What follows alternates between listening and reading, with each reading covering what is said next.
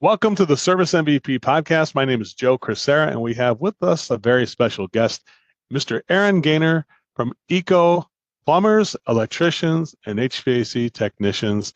Aaron, welcome to our program. I really appreciate you being here. No, Joe, I'm glad to be here, man. Thanks for having me today.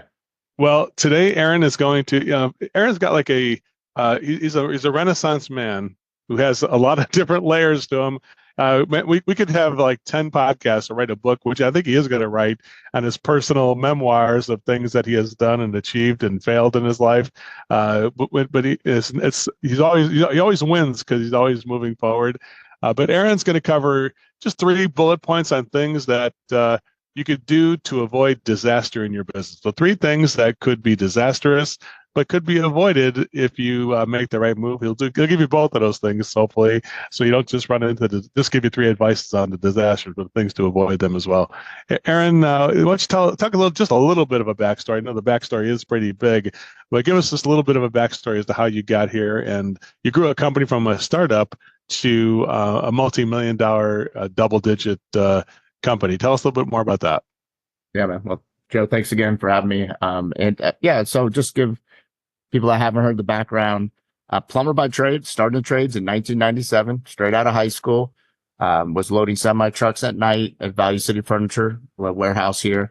Guy called me up. My buddy, his brother-in-law worked for Ferguson, called up and said, "Hey, I got a guy that wants to get some young people into the trades, into plumbing." Really didn't have any idea what plumbers did on a regular basis. But I knew it was a first shift job, paid about $7 an hour, and I took it, and it was new construction. And I never left. I started in new construction plumbing and residential side of new construction plumbing, and then learned some light commercial, got my master's plumber's license, as they called them back then, around the age of 23 years old, and started a business with my buddy who also got into trades with me at the same time. Because like most people that get into trades that think they know how to run a business or can do it better than their boss should start a business, right? The old E-Myth, which many of you read E-Myth, or Joe, you're familiar with E-Myth. Really, that's what happened. We started that business, and then we grew it to about 3.5 million, and we went bankrupt in 06 to 07, and the housing crash. We started just losing accounts, and we couldn't sustain it. All we had was most of our business was with builders that were closing up or weren't selling homes. So we didn't really own a business. We didn't have our own identity. We were just a tax ID that basically got accounts from people. So lost that business in 07, went bankrupt, ended up back at my mom's house at 28 years old, lost jobs, lost my house. I lost my car. I mean, I lost everything. I all the way to check systems. If anybody's ever been on check systems before, then you know what I'm talking about, right?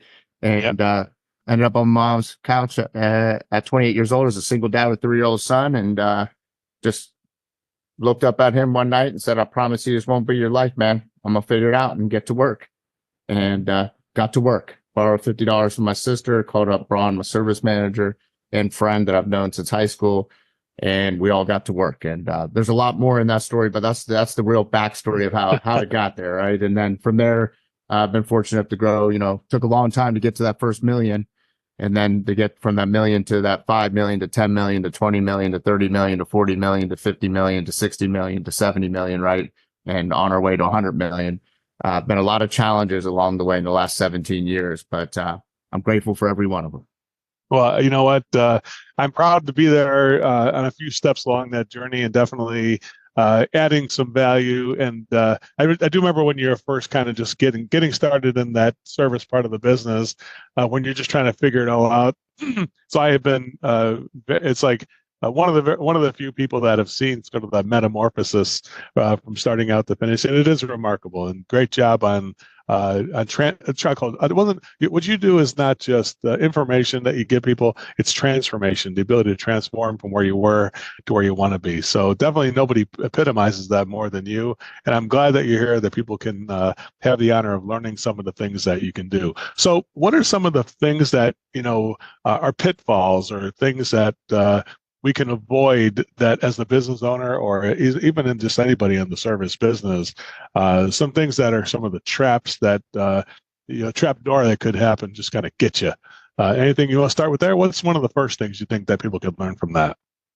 Well, I mean, to try to answer this the best I can without just getting into all these like tactical things, I think first thing is like one of the biggest pitfalls is just not having a true plan. Like, where are you going, right? Like, what is it? Where are you trying to grow your business to? Do you truly have a vision for your business, right? Like, what do you see into the future? Where do you think you're going? Do you have a number? Do you have a plan? Do you have a vision? And that's hard sometimes when you're just in the mix of just trying to survive. Like, I get it. Like, when you're just trying to get up every day, run calls, things are coming at you. You know, tech didn't show up, dispatch did this, something happened at a customer's house, all the things that happen in small business and big business too. They happen in our business still today, right? But it's really, you really got to get a goal. Like, where do you want to go? Do you want to grow your business to 1 million, to, 5 million, 10 million, 20, whatever it is? Like, if we're focusing just on the business aspect, right now, right? And then you have to decide. The biggest pitfall I see from there is that, okay, maybe you get this big goal, or maybe you get too low of a goal. But can we stop? Can we just call time out there for a second? Because that vision, truthfully, I do believe it is the most important thing. I was lucky enough in the early 90s to see, I seen Maurice Mayo Systems, and some of the Contractors 2000 and things like that. And I was able to see, man, these people, like, it's, so let's stop right there. Because that part, so you got to get a vision. Specifically, what is it that captured, the visual that you got? The vision means we can imagine, that's in our imagination, and we're visioning in this. It doesn't just come out of the blue. You've got to be able to see it. Seeing is believing, I always say, right? Sure. So just give us a little bit on that. How do you, because once you get that vision, all the other things like start to unfold, because now that I know where the destination I'm going, I'm going to find a way to get there, right? So tell me a little bit about that, because let's just spend some time on that alone, because that to me is the key component that puts the energy behind everything else. Would you agree with that? What do you think? I agree with that for sure. I would say all of the success I've had was based on setting. So what did you see? What did you see that made you say, like, got a fire under your ass to make this happen? Well, right? So, one was one didn't have any money, and I needed to eat, right, and pay bills and do stuff, right. Like, that was the first thing.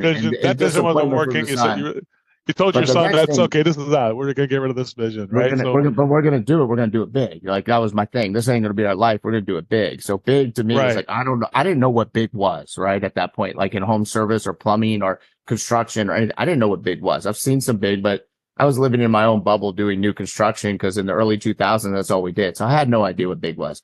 So I knew I wanted to do something big. And somehow I read the book Think and Grow Rich, which you've probably heard me talk about, other people done. I stumbled across this book because now I'm thinking big. So as soon as you start saying, okay, I got to think big. What is big? Your mind expands, as you just mentioned, right? Your mind starts expanding. You start noticing things that you may not have never noticed before. Like, I probably had seen the book Think and Grow Rich somewhere else before in my life, but never really thought about it as something I needed to read. Or I started listening to podcasts. I started doing research on new plumbing technology, right? At this time, tankless was really starting to be big. So all of those things. But I guess to answer your question, the short is, I created the goal.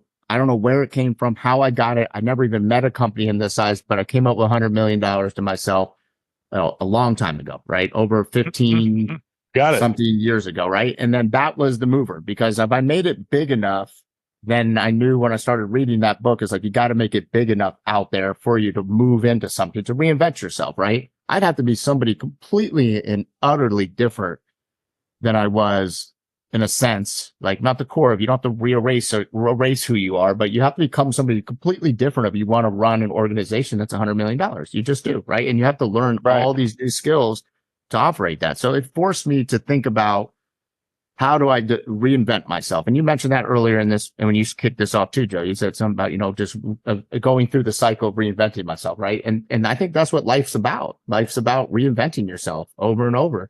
But without knowing how and what you're reinventing yourself into is a real challenge. And you just show up, and every day you're just frustrated, you're miserable, you're upset. Because if you know where you're going in that goal, every day is just a step in the process of getting to where you want to go in the long run. And it's easier to overcome that every day, because you know where you're going. You have the will to do it, because you're going to work towards that goal. And those days don't hurt as bad, right? They hurt. Don't get me wrong. They're hard. It's been hard days and hard years. Right. But I guess to answer your question, I hope I'm answering it the way what you're looking for there, is that was it. It's just got to set this big goal and grow into it. Right. And if you don't set it big enough, you may not grow into it enough, or you might not push yourself. And I always said, if I didn't hit the 100 million, and I hit 80 million. Wow, that would still be something pretty big accomplishment, right? I want to help. Decade. I want to help Aaron try to recapture those steps just real quick. You started out the construction like, okay, that is not going to work. That's not a vision that could help me get to where I want to go. It temporarily gets some cash, but you're like, okay, we can't wait for a month. The cash flow's not going. This isn't going to work. Then you went into the service business, right? Yep. Tell us about the glimpse that you saw somewhere. You must have seen it like during the recession. What did you first see that made you think this is the path to the $100 million? This is the path I need to take. Tell me about that. Well, during the Great Recession, obviously, is when I lost my business, right? And when I was sitting at home or I was going out to work, I still saw service trucks driving down the road. I'd go drive somewhere, I saw a Roto-Rooter truck, or I'd see a Mr. Rooter truck, or there's a company here called Waterworks, or some other service truck. I was like, well, they're all out working. They're all telling us we don't have any work in construction, but they're driving, they're going places. So then I started looking around at it more, and I never did service work. I was never a service plumber. I was always a construction plumber before I started a service business, right? Had I gone out and did repairs on stuff on warranty? Yeah, but I mean like an actual service plumber? No. So that was my glimpse into it. Then I was like, all right. So then I got online. I started looking, back then, it's like I kept seeing, Roto-Rooter, Mr. Rooter, you guys know, we all know the main. Yeah. Time, right? And some other local companies. And I was like, wow, how could I compete with them? What would I do? And I started just trying to think out into the future. I was like, okay, so the world's today about rotor. What's the future about? And I thought, well, the future's got to be about technology. The future's got to be about innovation, what's coming in home service or not just home service, but what's coming in plumbing at that time. And it was like tankless. And I knew I was putting them in on some construction jobs. I was like, all right, what's next? Water conservation. And I just looked into the future and said, what is the future opportunity besides living the passive rotor? Not saying anything negative about the word rotor. It's just, what is the evolution? And I thought, well, there's this like eco is kind of the green, the eco, right, was coming at that time and building more. So I was like, that's the opportunity. The opportunity is there. And I need to pursue that. And that's what I did. Just tried to look into the future of what didn't exist and where the gap was, and then try to say, how can I create a service or create something in that space? Well, you did something really unique. The eco plumbers just rolls right off my lips. It's just like, it's natural. But, when you say eco plumbers, electricians and HVAC technicians, I noticed something special about the name, and you've kept it in a more, you're focusing on the person who does the service rather than on a generic term like plumbing, heating, air conditioning, like everybody else does, right? Tell us about the thought process that went into that. This is a surprise question you probably weren't expecting, but I'm going to go ahead and ask you because I was kind of trying to figure out why is that? What's different about the name that has me a little bit more? My brain starts seizing up just trying to think about the difference there. Tell me a little bit about how you changed the name from Eco Plumbers, which was a good name to begin with because it just rolls off my lips. This other one, you took out other trades, obviously, but you maintain the focus on the people who do the work rather than the company in general. Tell us what the difference is, the philosophy there, and your vision there. Yeah. Yeah, I know, Joe. I know when you were here, you kept wanting to say electrical, right? All the stuff that everybody's kind of used to in a sense, especially people like us in the trades. Like we're used to it being the plumbing, the electrical, the heating and cooling, right? And because we were eco plumbers, which was the plumbers, right, is what people usually look for. And as we went forward, we're like, well, we want to be able to stay with the origin of the people that do the work, not the trade itself, right? Per se, it's like the origin was the plumber, eco plumber. And then we're like, well, eco electricians, eco HVAC technicians, right? Or HVAC technicians, whatever, you prefer to say. So it was really about trying to find something to stick with the people that do the work. And those were conversations we had with our marketing partners and internally. And we also thought like, well, sometimes you want to be a little unique, right? Like, and you need to stand out. And the way to stand out was to focus on the people that do the work because that's who does the work, not just the trade. And everybody goes around and says heating and cooling, right? Like everybody says that. And I think we do that because we assume that consumers aren't smart enough to understand what an HVAC technician is, but they are. They know what HVAC means, right? They know what HVAC means. They know who an electrician is, not electrical. They know who electricians are. Yeah, that's a good point. Plumbers are, right? They don't need plumbing. They know who plumbers are. And when they talk, that's how they talk, right? So That was the I got my idea. plumber down the street. I'll give. Hey, I got an electrician. I know a guy who does an electrician who can help you with that. I Yeah. think that's more. It's a more natural to. You know what? You're tapping into something which is more for consumers. Like the other way of doing it is more like the way the trades would do it. But the way you're doing it is the way consumers would do it. Have you put some thought into it? Is That's that just by exactly why accident we or did is it. that on purpose? No, that's exactly how we did it. Even when we did Eco Plumbers, it was that. I know a lot of places call themselves plumbers, but it was about thinking about how the consumer search, right? And I was thinking when I went back and was thinking to the future, it's like, how would I look? Well, if I'm looking up plumbers or plumbing today or rotor, what would I do? Well, Eco Plumber, right? An Eco Plumber would be the person that does all the future things that you would need done in your home, right? So that's about the vision, right? I think, and again, back to the question is like, what's the biggest pitfall? Is like, well, not having a vision and clarity to where you're going. You're going to screw a lot of this up along the way, and we have too. We've had to rebrand, we've redone language, and we've done things, but it's just those are all part of the evolution of growing. But the biggest pitfall, I believe, is not having a clear vision to where you're going first. And I think you don't have anything to work towards. I think the vision in Eco plumbers, electricians, and HVAC technicians seems like it focuses on people. That's where I'm noticing. I'm noticing that it's not a technically built. It's not a technical palace of people built, but it's a people palace in a way. Does that make sense? Is that part of the vision that you said you had to make a choice between? This could be more of a technical business where we focus on all that, or more of a people business where we focus on that. It seems to me that I'm just as an observer that the focus has been on people and not, and then once you got good people to get that technical part built on them into them. Tell us about that, the focus versus the technical versus people there. Yeah, I mean, I think, well, the idea is like we want it to be about the people that do the work, right? Because we're tradespeople, right? I'm a tradesperson. I'm proud of the trades, right? There's like, I think that's one of the greatest things that's ever happened to me. It saved my life in many ways, the trades ads. And Joe, giving you, look at the opportunities you've had, right? The trades, being proud of being a tradesperson is important, right? To me, so the first thing is like, let's focus on the people and be proud of being plumbers, electricians, HVAC technicians, or any trade that you may do, right? Be proud of that. Like, tradespeople keep America going. They keep the world going. They do so many great things, right? Without it, we live in a third world country without these things operating. So, and the people that do that are the most important, right? And it gets lost a lot in business. I understand we all kind of go this way, a little bit that way, but the idea was really get good people. And then we built the Eco University, a school that we train people into the trades, right? We've graduated, I think, 140 people now through our school and brought them into the trades, right? And that were never in the trades, never were in the trades at all. And now these people are tradespeople. Most of them are plumbers, and we started through the school, our first HVAC, and we don't have an electrical program yet, but we will, right?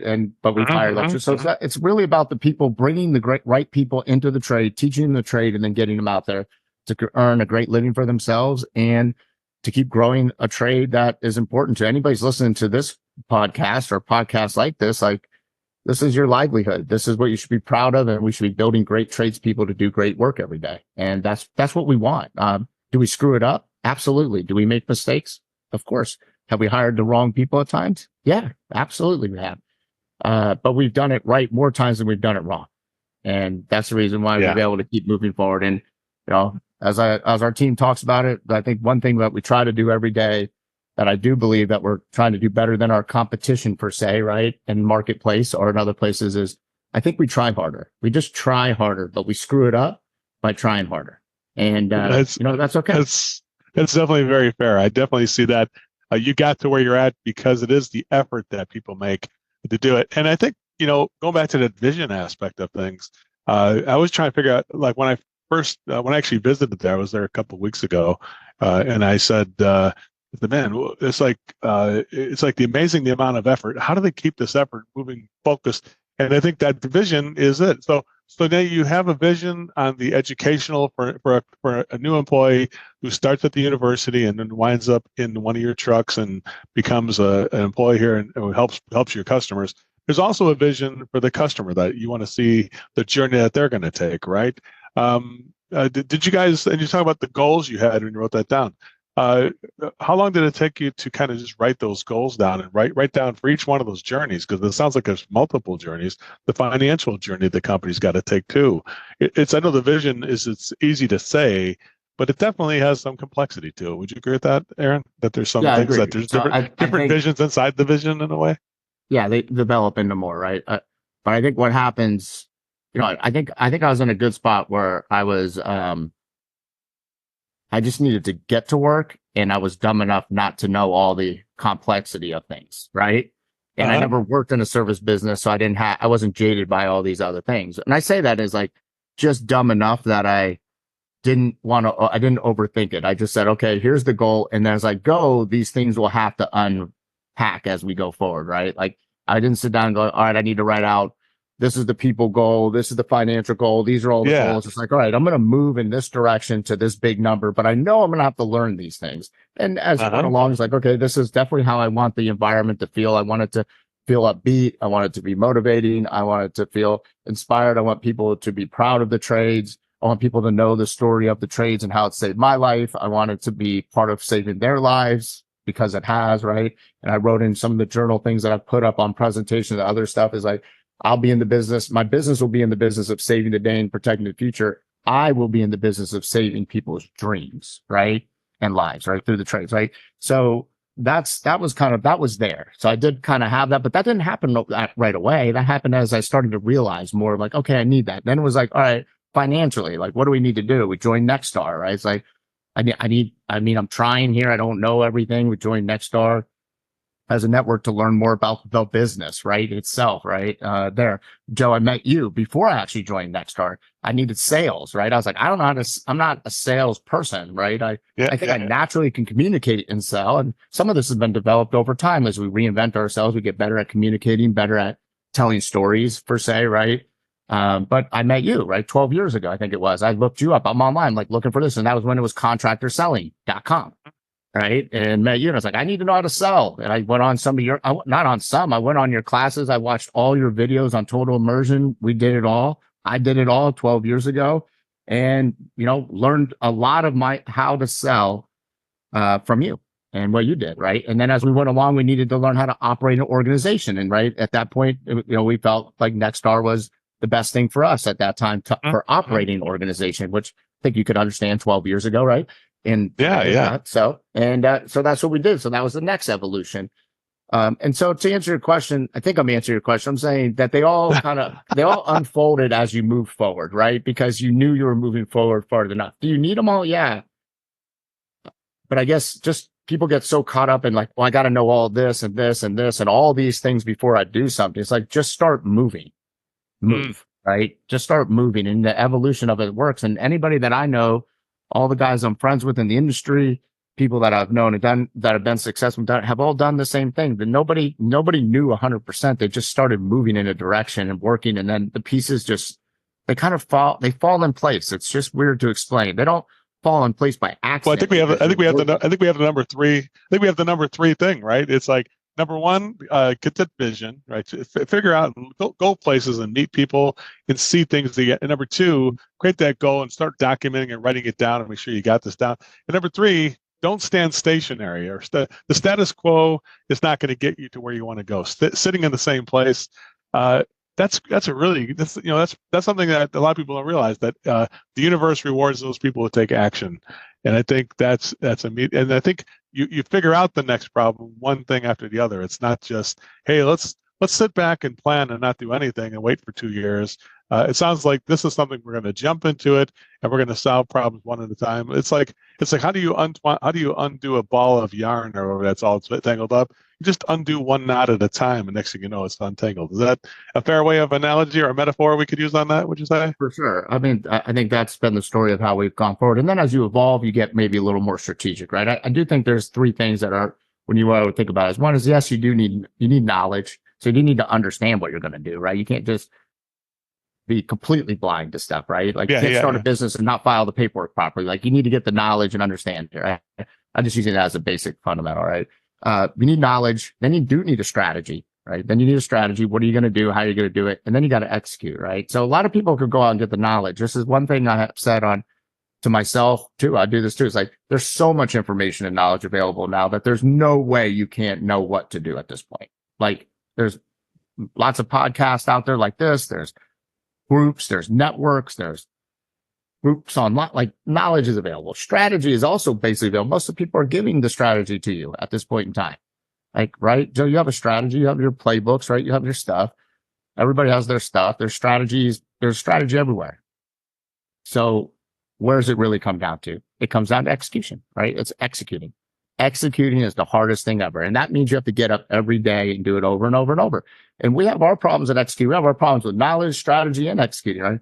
But the thing is, when I thought about those over time, the biggest thing, it did even a text with some friends today is like, you know why we had a little back and forth. I think one of the reasons why we won is it doesn't have to be that complicated. We get up every day and we just re-execute every single day, right? You just try again and you try again and you try again and you try again, right? And I'll say, people ask me sometimes what they think was the success for me. And I don't know. I can't pinpoint what it was. I do think a vision was in, did this, but the one thing I do know that I did every day is I showed up every day, no matter what day it was, what time it was, how many hours it took, I showed up. I never did not show up. I just showed up every day. And you know what? There's a decade of showing up and feeling like nothing ever happened. And then within a decade after that, things just started unfolding because I don't know why. It just, maybe that was the time the universe finally said, you put in enough work. You've proven that you want to do it. And maybe I'm going way high level. No, you got it. You got it. But at some point it kind of said, okay, you put in the work, you proved it. So now it's your turn to, reap some of those rewards for the decade of hard work of learning and working and executing day in and day out. When I was at Eco Plumber, like plumbers, electricians, and HVAC technicians, I just make sure I think I get it right.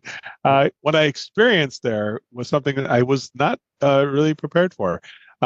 I was prepared for a lot of things, but when I saw I sat down, we had that first 9 a.m. meeting with the management team at 9 a.m. And what I really experienced, which I think would really be, if I could, I did film a little bit of it. I'm not sure what to do with the film because it was like, I need to film this because it's so good. Was Byron, who is the, I believe, what's the title he holds? VP of Operations. The VP of Operations. He was holding a meeting with all the leadership of the company. And what I did witness there was a great amount of accountability.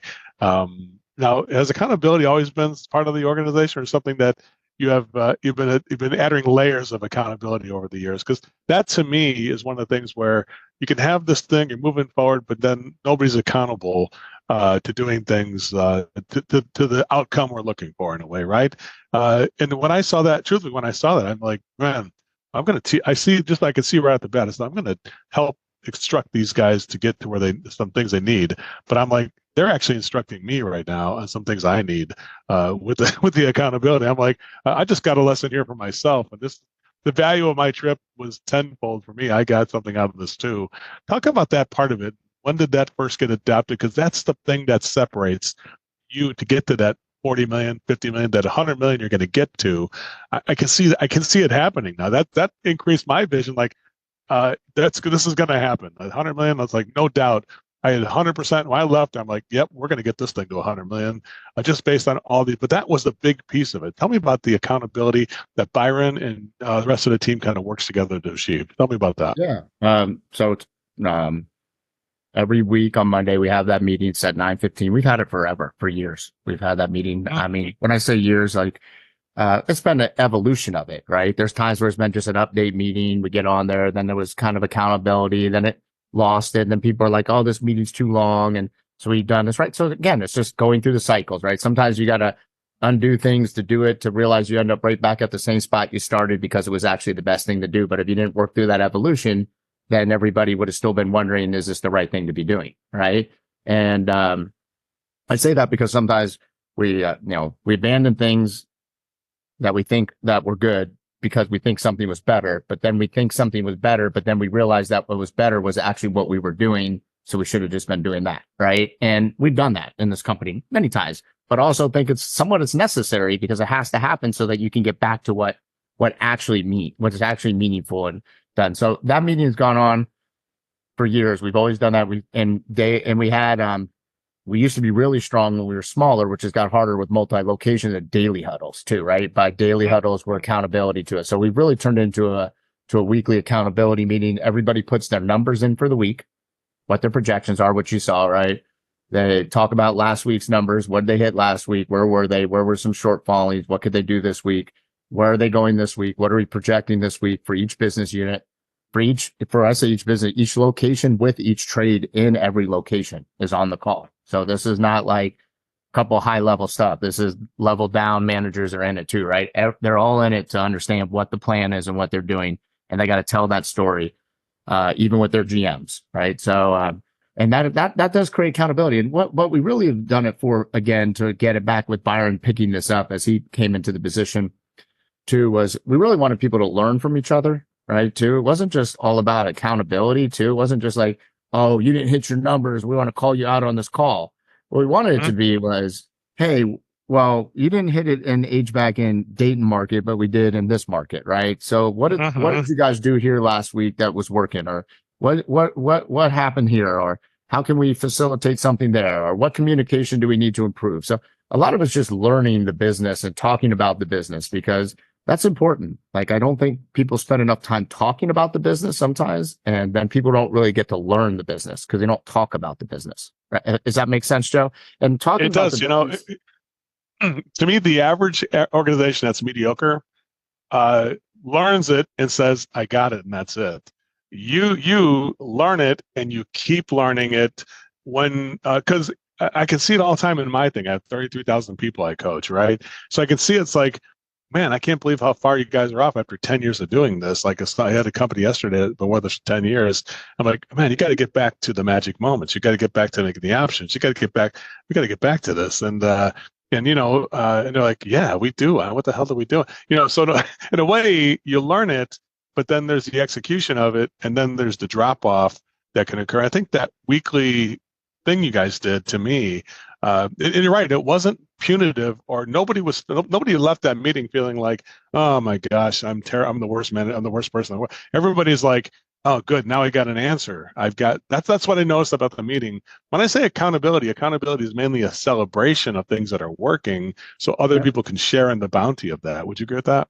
Yeah, I agree. I think everybody thinks accountability is somebody didn't do it, let's shame them to it, right? And look, I'm not opposed to some shaming if you don't do stuff in this world. I come from a little bit of the old school, and I say that in an appropriate way. But, I mean, just, you do have to be able to speak it in front of people too. It can't just be hidden. And if you didn't do it, like, okay, well, what are you going to do? And how can we help you get there? Now, again, if we don't help and they don't get there over time, then there's different conversations, right? But to answer your question from accountability, is like, yeah, I think we've always been pretty structured, and consistent with things that we do.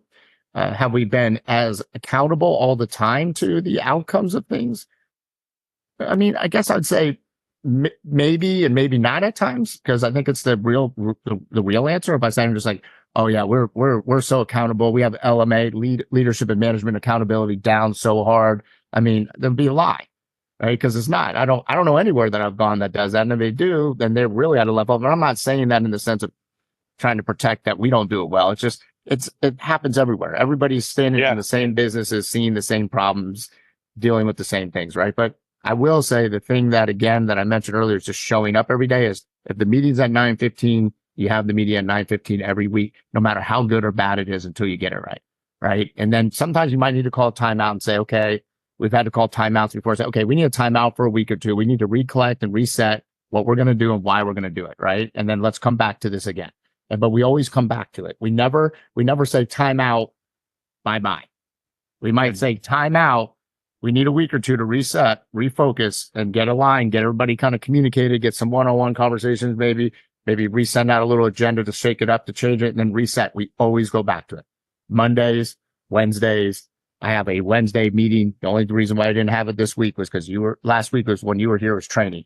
Every Wednesday at 7 a.m., I do a call with the whole entire field. Every Wednesday at 7, right? The only reason why we didn't have it this last Wednesday, Wednesday. I was there. We're doing my little meeting with me. Yeah. We were there. It was there with you. But we do that every Wednesday. And we get on the call, myself, Mike, and all the leadership with all of the field. And we talk to them. We tell them what's going on. We ask them, we get feedback from them. We push out information, and we do it. And whether it's good or bad, some weeks are better than others. Some are, the communication's better or not. I guess my point is that, but you're doing it all the time. And then people understand that. And then you have to figure out a way to fill the void. If it's not good and you're not getting what you want as a leader, And as leaders in the business, you've got to figure out how to make it better. It's not your people. The people aren't going to have to go, oh, I'm going to tell you how to make this meeting better. You can ask questions to get it, but at the end of the day, it's your point to go out and ask those questions, then come back and make the meeting better and more engaging. Wow. That is a lot of information, and definitely here's what I experienced on that day when I saw this whole thing. I said, yeah, there was pretty much everybody was succeeding. Everybody was above so number one, everybody had to commit to their own goal. It wasn't like the leader said, here's your goal. It's like they made their own goal.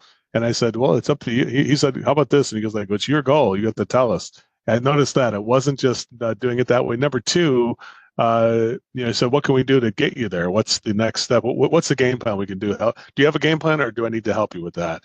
The manager who had sort of a game plan, but I think he said, you know what, I'm going to help you with it. Let's meet today at 2:00. And they met, and they sat at that meeting too, and they did come up with a game plan, and everybody felt confident going forward. Okay, let's do this together. And that's the thing I noticed about it, is they're doing it together. Not you got plumbers, electricians, HVAC technicians, and excavators, and different other divisions and office people, but everybody's trying to work together. There's no barriers between the different leadership groups. Tell us about that, to remove the barriers, and then we'll wrap this up. I know I'm probably going on too long, but I just wanted to talk. That's one thing I thought was really cool about the lack of barriers. Nobody was afraid to talk to another manager in a different department. Tell us about that.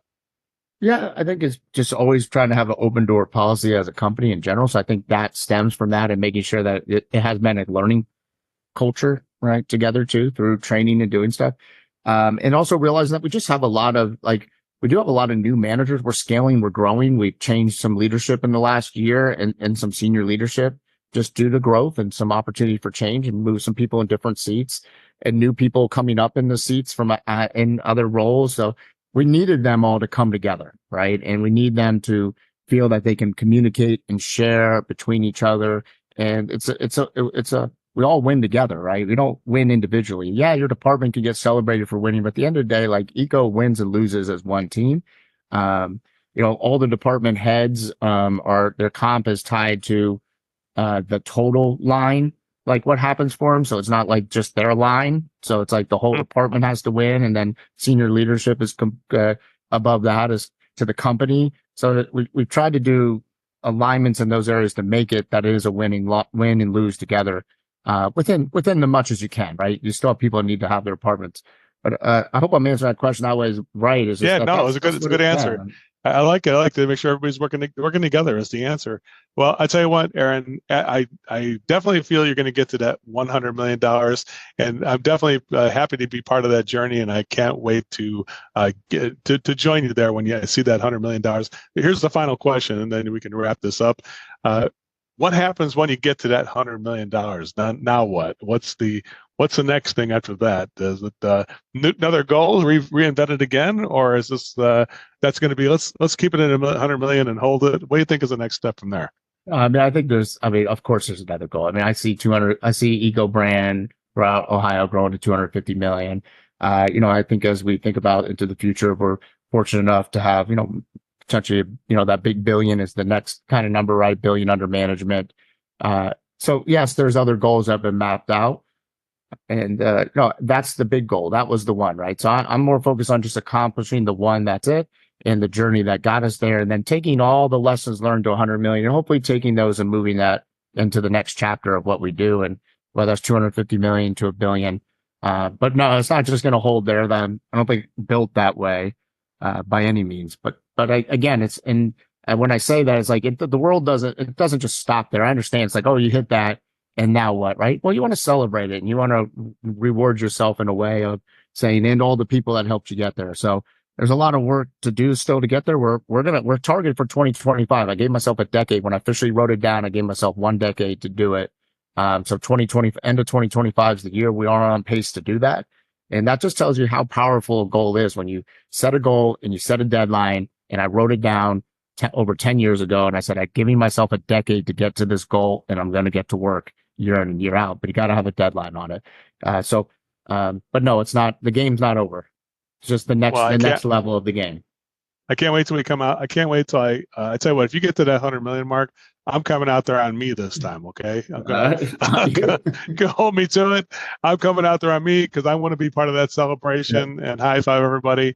And I can see it's going to happen. Aaron, thanks so much for taking your time to be on this podcast. I hope you enjoyed this as much as I did. Yeah, Joe. Thanks, man. I appreciate you over all the years, Joe. Thank you. Thanks so much, everybody. We'll see you again on the next podcast, everyone. Have a good one.